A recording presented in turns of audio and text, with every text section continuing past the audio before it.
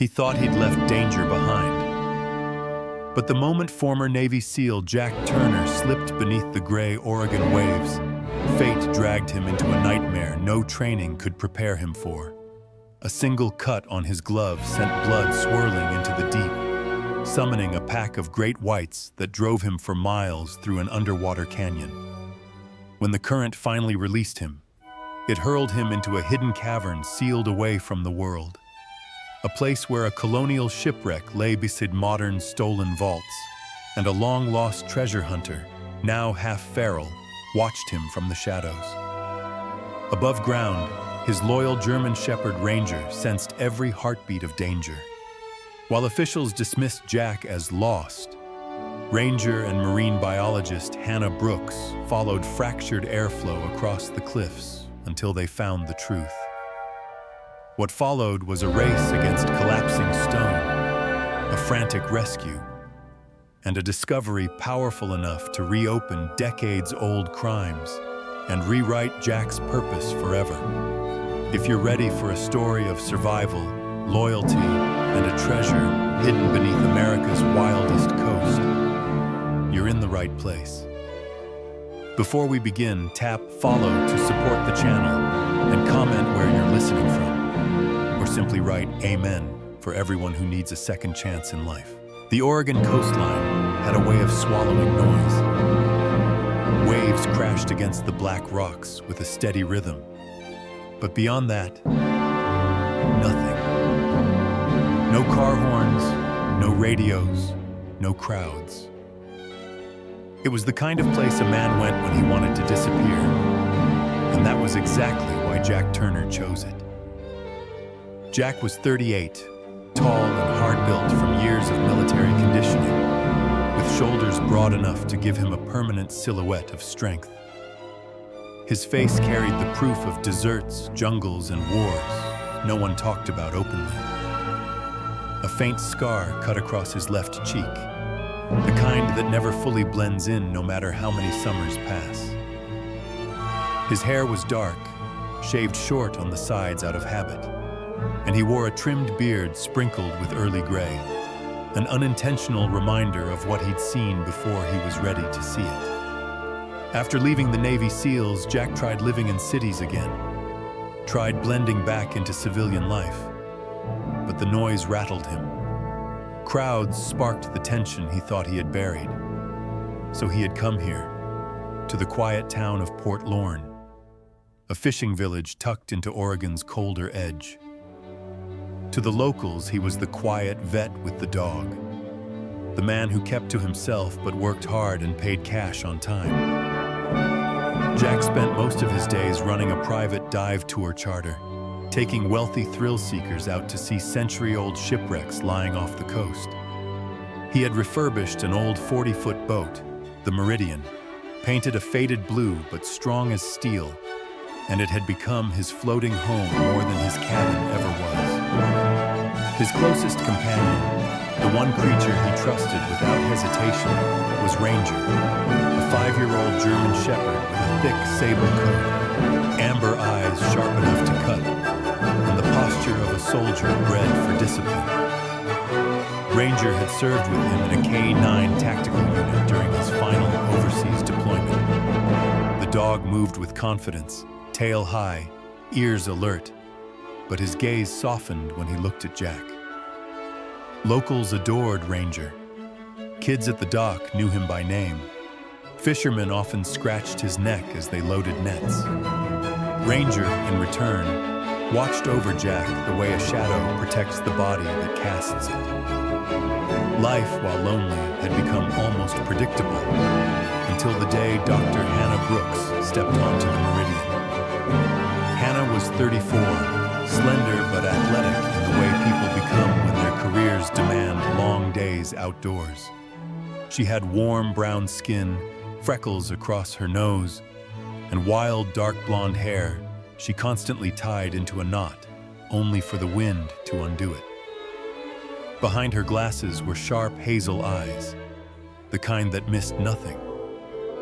She worked for NOAA, studying the migratory patterns of great white sharks along the Pacific coast. She spoke fast when she was excited, laughed easily, and asked questions Jack didn't always want to answer. But she treated Ranger kindly, and that alone earned her a measure of trust. Noah had rented Jack's boat for a week-long tagging expedition. Their task? Deploy satellite transmitters onto a group of large whites that had begun appearing unusually close to the coast. Hannah had suspected climate shift patterns, but she wasn't yet certain. What she did know, however, was that something about the shark's behavior was changing. The first day she boarded, Ranger approached her carefully, tail stiff but not aggressive. Hannah knelt down, letting the dog sniff her hand. "He's beautiful," she said softly. Jack nodded. "Smartest partner I ever had." She glanced up at him. "You were military?" Jack answered with a simple, "Used to be," and left it there. Hannah didn't push, though Jack could tell she wanted to. She was the type who carried curiosity like an instinct, not a choice. During their week together, Hannah tried several times to make conversation. Sometimes Jack humored her with short answers. Sometimes he let silence speak instead. But on the last day, as the sun bled orange across the sea, she said something that stayed with him long after she left. "You know, Jack, you don't have to stay alone just because you've been through hell. Some people come back from the worst things and still find a reason to live better." He didn't respond. Couldn't. He simply stared at the horizon until her reflection faded from the water. A few days after Noah's departure, a wealthy businessman named Cliff McAllister arrived at Jack's dock. Cliff was in his mid-50s, tall and broad-bellied, with an expensive mustard-colored jacket and a trimmed salt and pepper beard that looked more like fashion than aging. His smile was practiced, the kind executives wear in boardrooms. Cliff introduced himself with the confidence of a man accustomed to buying anything he wanted, including people's silence. "I hear you're the one to hire if I want to see places the tourists don't," he said, glancing toward the open ocean.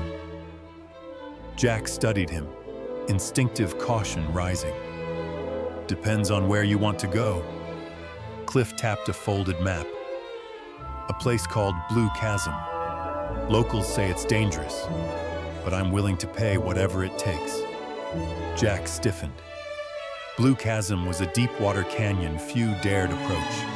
Strong currents, unstable rock shelves, and according to Hannah, an unusually high concentration of great whites during this season. "You don't want to dive there," Jack said bluntly. "It's not a sightseeing spot." Cliff grinned. "Everything has a price, Mr. Turner. What's yours?" Jack nearly refused, but his cabin roof leaked after last winter's storms. His outboard engines needed new seals. Repairs meant money he didn't have. And maybe, he told himself, facing the ocean's dangers was easier than facing the nightmares he could never outswim. Eventually, he gave a slow nod. "All right, tomorrow at dawn." That evening, as Jack sat on the edge of the boat with Ranger pressed against his knee, Hannah called. Her voice carried urgency. "Jack, listen." Sensors picked up increased shark activity in the Blue Chasm area. "They're schooling, big ones. Please don't take anyone there, not this week. It's too risky." Jack thanked her for the warning, but didn't reveal the contract he had just accepted. He knew she would argue, maybe even alert the Coast Guard. And right or wrong, he needed the money. The call ended with Hannah's soft words lingering in his ear. "You've survived enough. Don't go turning your luck into a death sentence." Jack told himself her concern was unnecessary. He had survived war zones more unpredictable than the Pacific. He had Ranger watching his back. He had done dives 10 times harder. But as the last light faded and a cold wind swept across the dock, a memory flickered. Sand, gunfire, the scream of metal, Ranger dragging him out of a collapsing compound. A reminder, survival doesn't always repeat itself. Still, he made his decision. What Jack didn't know, what no one on land could have known, was that the journey toward Blue Chasm would not merely threaten his life. It would take him places no map had ever captured, force him into darkness deeper than the ocean itself, and lead him toward a discovery buried by time, greed, and fate. The sea was waiting, and it never waited kindly. Dawn arrived muted and gray, the kind of Oregon morning where the horizon seemed stitched directly into the clouds. Jack Turner stood on the deck of the Meridian, tightening the straps of his dive gear, the heavy neoprene suit hugging him like a second skin. Ranger paced beside him, nails clicking anxiously against the deck. The German shepherd's fur bristled slightly, his amber eyes fixed on the water, as if he sensed something brewing beneath the waves. Cliff McAllister, wrapped in an expensive thermal jacket far too bright for a place like this, was busy adjusting his sleek private diving helmet, custom-made titanium edges, matte black visor, clearly owned by a man who preferred paying for safety rather than understanding danger. Cliff wasn't diving yet. He lounged near the cabin door, radiating boredom rather than fear. "You sure this place is as impressive as people say?" he muttered. Jack didn't bother correcting him. "Stay on deck until I signal." His voice was stern, clipped, pure SEAL command tone. Cliff raised his hands in mock surrender. "Fine, Captain." Jack snapped his gear into place and knelt beside Ranger. The dog pressed his forehead against Jack's shoulder, a behavior Ranger displayed only before high-stress missions. Jack rubbed behind his ear. "I'll be back, buddy. Watch the boat." Ranger huffed through his nose, unhappy but obedient. Hannah Brooks arrived moments later, having rushed across the pier after analyzing another sonar spike before dawn. She hadn't slept, and it showed in the faint shadows under her hazel eyes. Today she wore Noah's dark blue waterproof jacket over a gray sweater, hair pulled back into a messy knot. She approached Jack and lowered her voice. "The readings doubled overnight. Something is drawing the whites close to the canyon. Jack, if anything feels wrong, abort. Please." Jack nodded, but whether in acknowledgement or dismissal was unclear. He slid his mask down, locked the clasp, and prepared to descend. With a practiced motion, Jack slipped into the water, barely disturbing the surface. It was colder than usual, shockingly so, enough to bite through the wetsuit. The ocean swallowed him whole. His oxygen bubbles lifted toward the dim light above as he angled downward, engaging the underwater scooter, its propeller emitting a low, steady hum. The descent revealed a world tinted blue-green and swirled with drifting sediment. As Jack neared the canyon's entrance, the ocean floor dropped away suddenly into a steep undersea valley. Large rock plates layered one over another like the ribs of a prehistoric beast. Jack followed the wall, scanning for safe pathways and stable ledges for Cliff's later dive. That was when it happened. The sharp sting slicing across his glove as he brushed against a jagged coral outcrop. He hissed reflexively. A thin line of blood spiraled upward like a red ribbon dissolving into the water. Jack froze. He had handled injuries underwater before, but here, in a region Hannah warned was experiencing abnormal shark activity, the smallest drop mattered. He checked the wound, shallow, manageable, but the water had already carried the scent. At first, the ocean simply grew quieter. Then the light dimmed. From the haze of the deep, a massive shadow materialized. A white shark, longer than Jack was tall, emerged with that unmistakable, smooth, predatory glide. Its eyes were black coins reflecting nothing but hunger. Jack's pulse spiked, not panic, but training, cold, clinical awareness. He tightened his grip on the scooter and angled away. The shark followed. Then another shape appeared behind it. Then another. 3. No. 4. A whole hunting party. On the boat, Hannah monitored the sonar feed Jack had strapped to his tank. The signal, normally calm and slow, suddenly accelerated. A clear vector on her screen indicated rapid movement. She leaned forward. Jack? Jack, do you copy? No answer.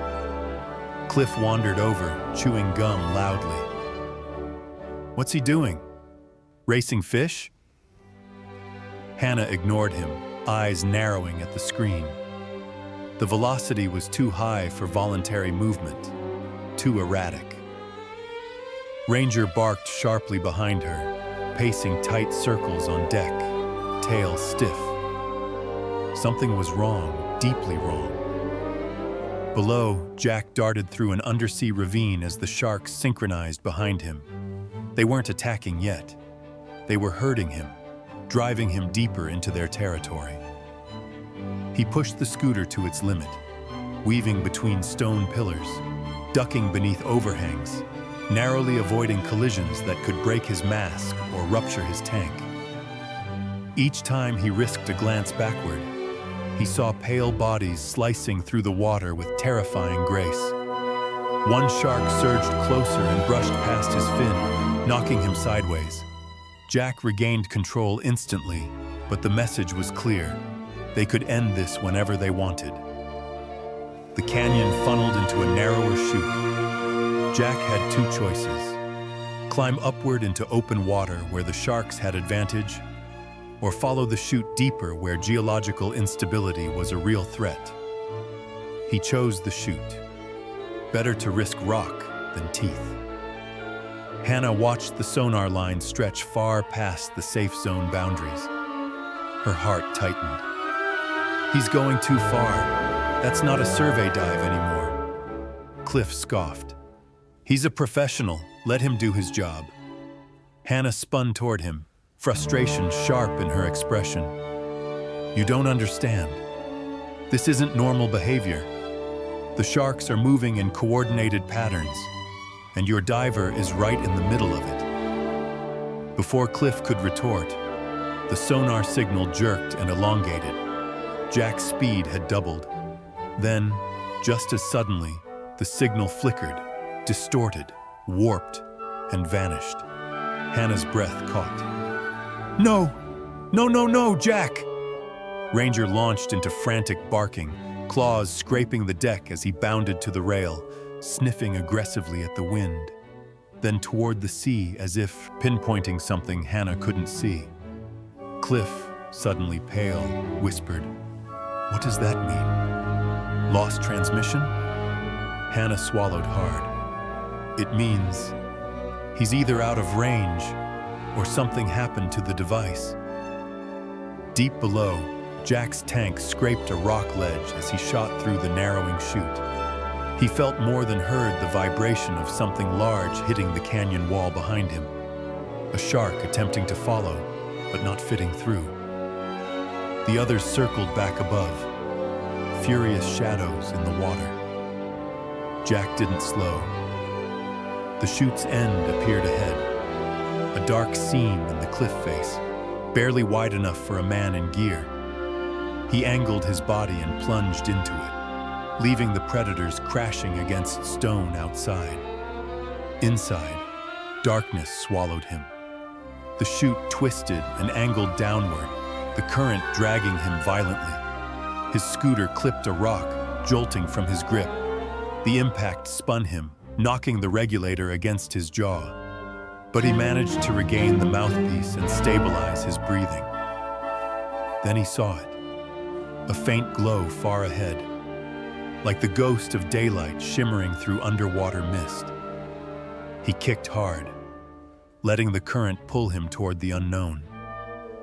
Behind him, the muffled roars of frustrated sharks reverberated through the stone. Ahead, the narrow passage widened, and the glow grew brighter. Jack felt the temperature rising slightly, a sign he was entering an oxygen pocket, maybe even a partially dry cavern. His lungs tightened, not from fear, but from the staggering possibility that this chasm hid something no charts had ever recorded. The current seized him one final time and flung him forward into emptiness. Jack tumbled through an opening and broke the surface of an underground pool, gasping into a cavern lit by a natural skylight. He ripped off his mask, chest heaving, mind reeling. Water dripped from stalactites above. Somewhere deeper inside, something shifted. A hollow echo that didn't belong to rock or water. Something or someone was in here with him, and Jack Turner had nowhere left to run. Jack hung in the icy water for several breaths before muscle memory forced him to act. He raised his head, wiping droplets from his eyes as his lungs dragged in the heavy, mineral-scented air of the cavern. The only illumination came from a narrow slit far above, sunlight filtering down through stone like a blade of pale gold. Its glow stretched across a massive underground lake, scattering into shifting reflections on jagged walls. The cavern was enormous, cathedral-sized, its roof spiked with stalactites like the teeth of a god waiting to swallow intruders whole. He turned on his dive light. The narrow beam cut through the shadows, revealing fragments of wood drifting beside him. Jack swam toward a stone ledge, muscles aching as he hauled himself out of the water. His boots sloshed heavily, and his wetsuit dripped onto the cold ground while he steadied his breath. The beam of his light slid across the cavern floor and froze him in place. Half-rotted wooden ribs from an ancient ship curled outward like fingers reaching for salvation. The hull, or what remained of it, lay split in two as if crushed under the weight of centuries. Barnacle-covered beams sprawled across the stone, their faded carvings half devoured by time. Scattered between the splintered planks were chests, some shattered open, others sealed with metal bands rusted to the color of dried blood. Jack crouched beside one, brushing away grime. Beneath the rust, his light caught a glimpse of engraved steel, Latin inscriptions he couldn't fully read, but recognized as something old, something that didn't belong under Oregon's cliffs. The open chests spilled their secrets freely, dull gleaming coins stamped with a worn cross, the kind minted in the Spanish colonial era. Some were fused together by oxidation, others rolled when his boot accidentally nudged them. "This is impossible," he murmured. "A colonial merchant vessel this far north? No recorded route matched this, unless the ship had been blown drastically off course, or had been running from something." He stood and scanned farther down the cavern. That was when his light struck metal that did not belong to any century but the modern one. Square steel vaults, thick-walled and bolted, were stacked against the stone, many toppled from their original positions. Logos barely legible under decades of corrosion marked them. Hawthorne National Financial Group, a private U.S. banking conglomerate that had collapsed under scandal in the 1970s. He remembered vague headlines about missing bearer bonds, off-book assets, and vanished safety deposit vaults. Now several of those vaults sat before him, coated in mineral dust, some pried open. Inside were stacks of disintegrating papers, metal lockboxes, and a few bars of gold half-wrapped in plastic film. Jack felt the weight of the moment settle into his bones. What he had found was not just history, it was evidence. evidence someone once cared enough about to hide in a prone place reachable only by risking death. As he rose, a faint scrape echoed from somewhere deeper in the cavern, sharp, intentional, not the random settling of stone. Jack stiffened. He wasn't alone. His training snapped into place. He dimmed the light and pressed his back against a pillar of rock, listening. The silence returned, but something in that silence felt wrong. Too aware, too deliberate. He scanned low, then high, sweeping for movement. Nothing. Just the drip of mineral water from the ceiling. He moved cautiously toward the inner tunnels branching off the main cavern. The water pooled in irregular shapes here, the stone slick and uneven. One tunnel was choked with collapsed rock, another narrowed into darkness. The third showed signs of something stranger, drag marks in the dust, wide and messy, as though heavy objects had been pulled through recently enough that the markings hadn't completely been smoothed by moisture. Jack tightened the strap on his remaining equipment. Whoever or whatever had been here could be armed, desperate, or far worse, panicked enough to guard this secret with violence. He surveyed the cavern again, noting vantage points, exits, possible traps. His SEAL instincts told him the place wasn't just a natural hideaway. Someone had used it strategically. He forced himself to breathe slow and quiet. The air smelled faintly of oil and metal, modern scents in an ancient tomb. Then his light landed on something unexpected. A canvas duffel bag slumped near a rock shelf. He approached, weapon ready though he had none but a diver's knife. The bag was mildewed, but the zipper was functional. Inside lay 3 items: a rusted canteen, a mold-mottled sweater, and a waterproof notebook sealed in plastic. Jack opened the notebook. On the inside cover was a smeared name, Samuel Pritchard. He froze. That name, he had heard it. A treasure hunter who vanished in 1982 searching for lost coastal mineral wealth. Newspapers had dismissed him as a fraud, a conspiracy chaser. His disappearance was categorized as an accident. Yet here his notebook sat. In a cavern reachable only through the shark-ruled underworld, Jack himself barely survived. Jack flipped a few pages. The handwriting grew frantic deeper in the notebook. The cavern is older than the ship, older than anything. The ceiling breathes at night. Someone else has been using the vaults. Not safe. If I can't escape, maybe the tides will bury it again. A sudden thunk echoed behind him. Jack's blood chilled. He spun, raising the flashlight. A silhouette darted between 2 stone pillars. Not an animal. Too tall. Human. "Hey!" Jack's voice reverberated through the cavern. "I'm not here to steal anything, but I need to know if you're injured. I can help." Silence. Then a faint rustle, like someone receding deeper. He edged forward, careful to keep the shipwreck and vaults to his back. The cavern seemed to pulse with its own heartbeat. Every step tightened the knot in his stomach. The light flickered over jagged stone, leaving pockets of darkness large enough to conceal a person. Another sound, this time from above. Jack whipped his light upward. For a fraction of a second, he saw something perched on a narrow ridge. A thin man with tangled hair and a wild beard streaked white, wearing shredded clothing that clung to him like seaweed. His eyes caught the light, reflective, desperate, half feral. Then the man vanished into the shadowed upper ledges with the agility of someone who had lived in the dark for far too long. Jack's throat tightened. If that was Samuel Pritchard, then he had survived here for decades.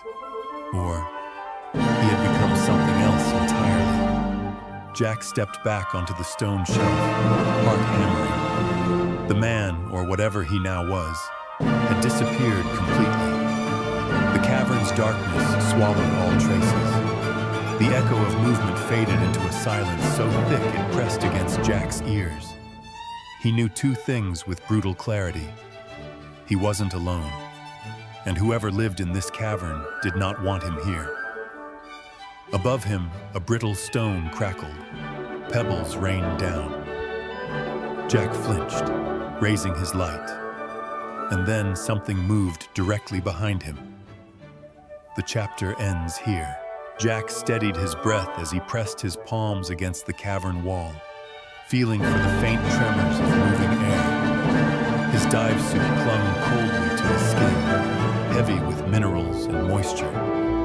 The cavern around him seemed to breathe in slow pulses, whispering drafts sliding down through cracks overhead. He raised his flashlight, sweeping it across the stone ceiling pocked with fractures, each one potential salvation or disaster.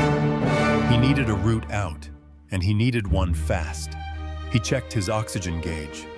Barely a third remained, enough to submerge again if required, but not enough to fight the current for long.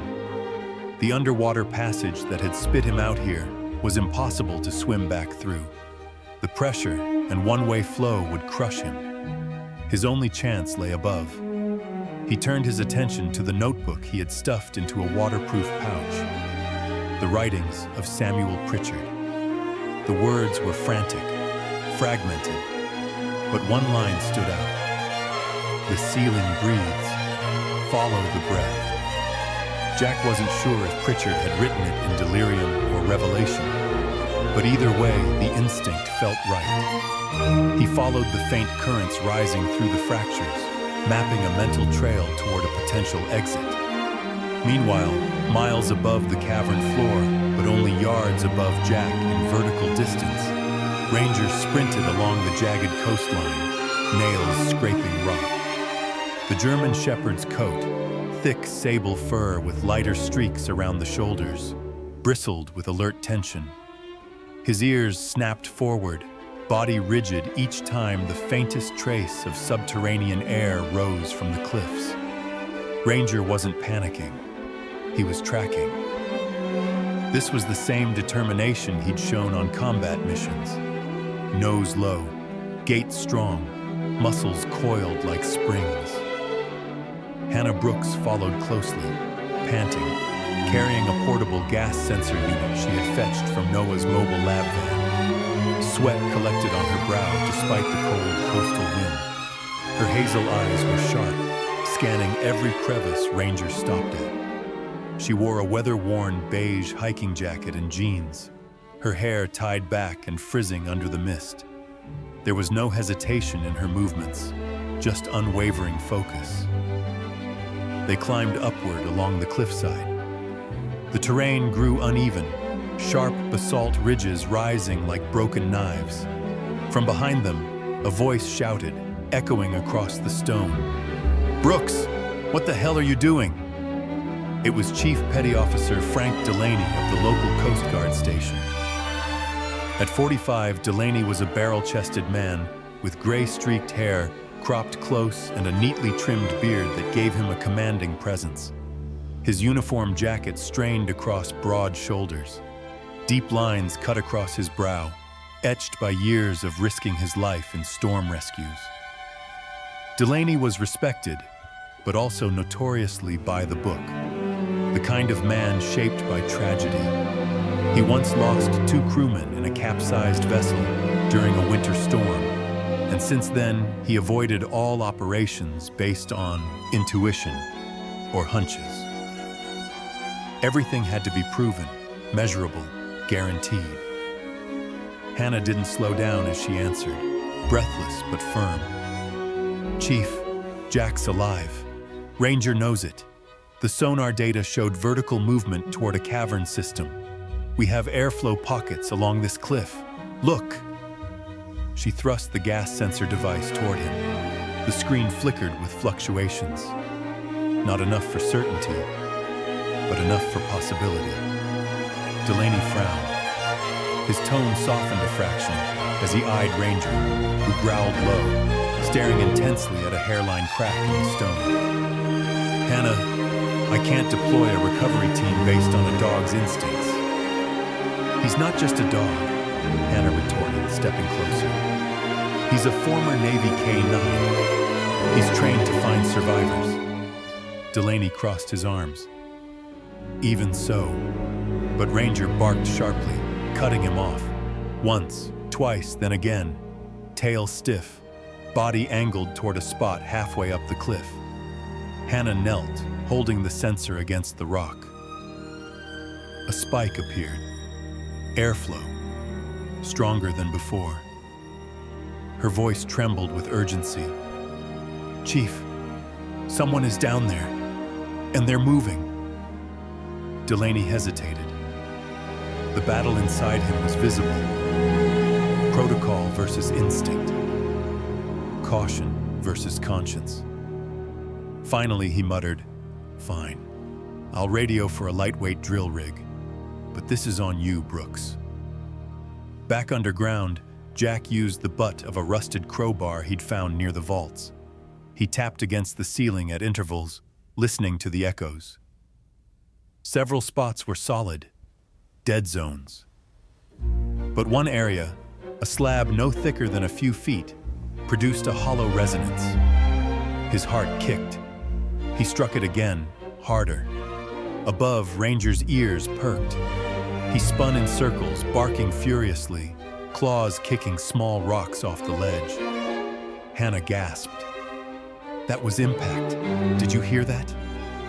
Delaney lifted his head. The faint tremor reached him seconds later. His skepticism evaporated. We're drilling here, he ordered. Jack struck again, sending vibrations up the stone. The hollow echoed back with promising clarity. He lit 2 emergency flares, their smoke curling upward, searching the micro cracks.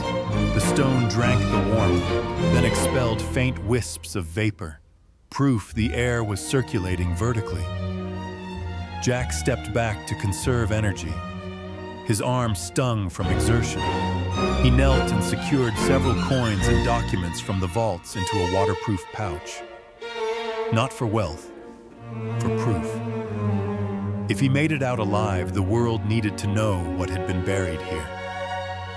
Then the sound came again, the same presence he had felt in the previous chapter. A soft scraping from deep within the cavern's side tunnels. Jack raised the flare. The orange light cast an eerie glow across the damp walls. He wasn't alone. A shadow skittered across the upper ledges, a thin figure moving unnaturally fast, limbs sharp against the rock. It was Samuel Pritchard, or what remained of him. The man's eyes gleamed with a strange intensity, the kind formed by years of isolation and fear. His thin frame and tangled beard clung to the bone, but his movements were calculated. He watched Jack, not with hostility, but with a mixture of territorial warning and primal caution. Easy, Jack whispered, although he knew the man might not understand language anymore. Pritchard stopped. Tilting his head, he stared at Jack's flares, fascinated by the heat and smoke. Then he backed away, dissolving into darkness like a wraith. Jack exhaled slowly. He couldn't deal with Pritchard now. Survival came first. He raised the crowbar again and slammed it into the weak slab. Above, the seismic sensor Hannah held spiked dramatically. Dust tumbled down from the cliff. Ranger barked so loudly, the sound bounced off the rocks. Delaney's eyes widened. That was internal collapse pressure. We need to drill now. The rescue crew, recently arrived with portable drills, rushed to position their equipment. Delaney grabbed the controls himself, bracing the drill against the rock. Hannah stood beside him, clutching Ranger's collar as the dog strained toward the source of the vibrations. Below, Jack slammed his crowbar one final time. The slab groaned, cracked. A thunderous echo rippled through the cavern. Then, a faint, unmistakable sound reached him. Drilling. Jack's heart surged. Just as hope rose in his chest, a shrill cry echoed from the depths of the cavern behind him. Samuel Pritchard's voice, raw and panicked. Jack spun around, flare trembling in his hand, just in time to see a shadow lunging from the darkness straight toward him.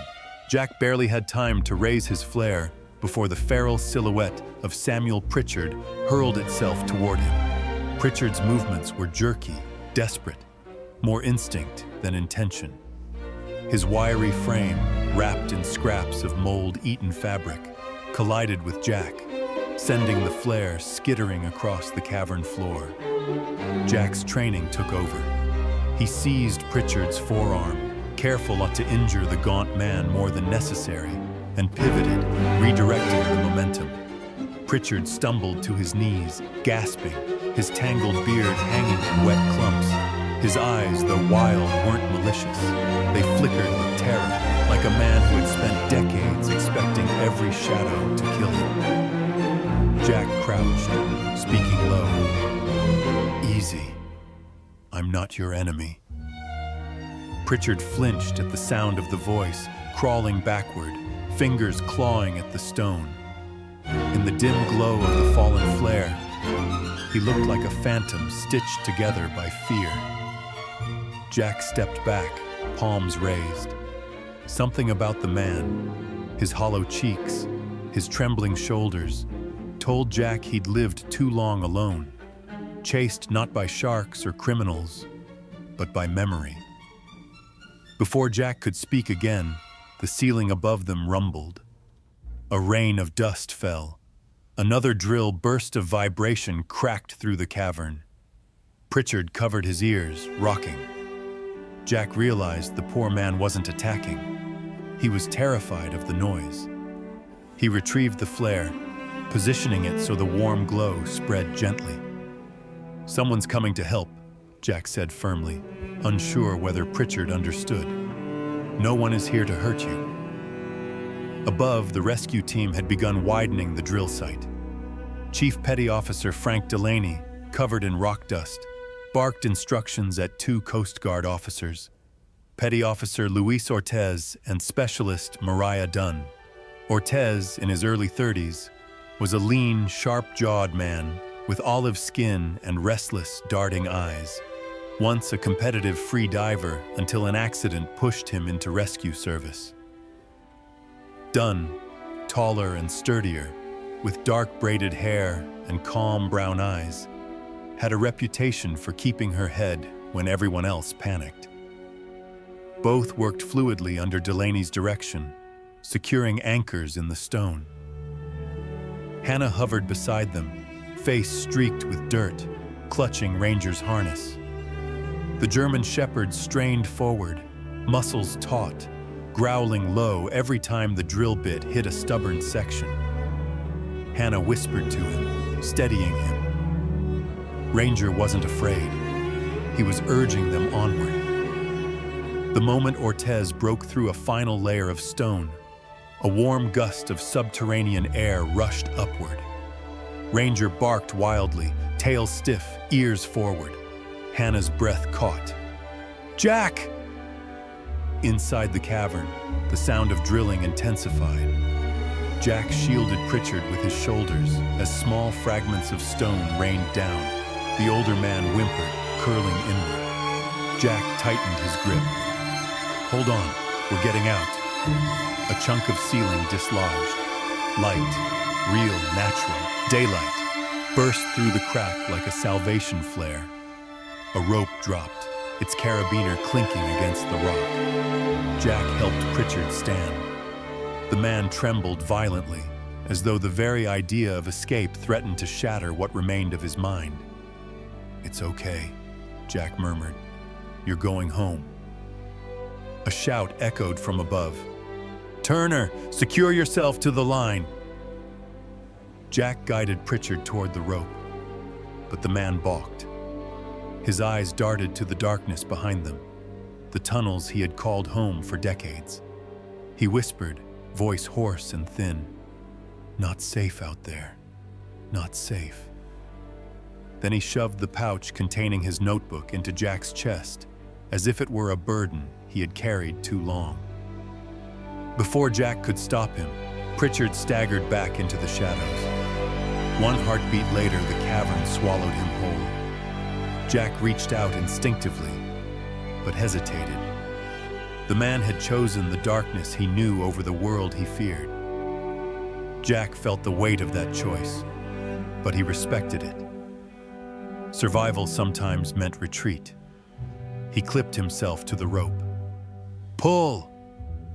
Above, the rescue team braced themselves. Delaney gave the order. Ortez and Dunn hauled the line with deliberate strength, muscles bunching under their jackets. Jack ascended steadily, dragged upward through the rough opening. Hannah leaned dangerously close to the edge, gripping Ranger's harness. The moment Jack's head emerged, Ranger lunged toward him, whining in relief. Hannah grabbed Jack's arm. Her face broke into a breathless smile. "You're alive." Jack coughed, half laughing. "Thanks for not listening when they told you I was dead." They pulled him fully onto the cliff, laying him on solid ground. His wetsuit was shredded, his hands bleeding, but his eyes were sharp. He held the waterproof pouch tightly. "There's more down there," he said hoarsely. "A lot more. Old ship, modern vaults, evidence of financial crimes buried half a century ago." Delaney raised an eyebrow. "Vaults?" Jack unzipped the pouch, revealing the rusted coins, documents, and the notebook with Pritchard's fading script. Dunn whistled softly. Ortez muttered, "This is something." Hannah examined the coins, brushing mud from their surfaces. "Jack, this could rewrite coastal history." Delaney nodded grimly. "And reopen a case the feds shelved before I was born." Within hours, federal authorities arrived. Rangers from the National Park Service, forensic analysts, maritime archaeologists, and FBI agents swarmed the site. One of them, Agent Caroline Mercer, introduced herself. She was in her 40s, tall and angular, with sharp cheekbones and a controlled posture that commanded attention. Her dark hair was tied into a low, neat ponytail, and she wore a charcoal suit under a tactical windbreaker. She questioned Jack with a mixture of professionalism and respect. Mercer had spent her career unraveling financial crimes and had a reputation for empathy toward whistleblowers and victims. "This find," Mercer said, examining the pouch's contents, "could close a chapter of theft and corruption that ruined countless families. You did the right thing bringing it forward." Jack shrugged lightly. "I just wanted out alive." But when Mercer informed him of a federal reward for significant evidence recovery, Jack felt something shift. Not triumph, purpose. Weeks passed. The shipwreck's treasure was transferred to museums. The vaults became evidence in a reopened investigation. News outlets hailed Jack as a reluctant hero. The Coast Guard honored Hannah for scientific contribution, and Delaney, though embarrassed to admit it, thanked her privately. With the reward money, Jack purchased an abandoned warehouse near the Oregon shoreline. Together with Hannah, he transformed it into a coastal search and rescue K-9 training center. Ranger, now an icon among the community, trotted proudly through the halls, mentoring younger German shepherds in tracking drills. His amber eyes gleamed with a sense of renewed purpose. One evening, months after the rescue, Jack stood atop the same cliff where he had been pulled from the earth. The sunset painted the Pacific in gold and deep blue. Hannah approached, hands in her jacket pockets. Ranger sat between them, tail sweeping contentedly. "Funny," Jack said quietly. How getting chased by sharks for miles gives you a second chance at life. Hannah smiled. Some treasures aren't gold. Jack nodded, eyes drifting across the ocean. Yeah, some of them bark. Beneath the waves, distant dorsal fins cut the surface. But this time, they weren't chasing. They were simply there, reminders of the world that had almost claimed him. Jack Turner breathed deep, his past finally loosened from its grip.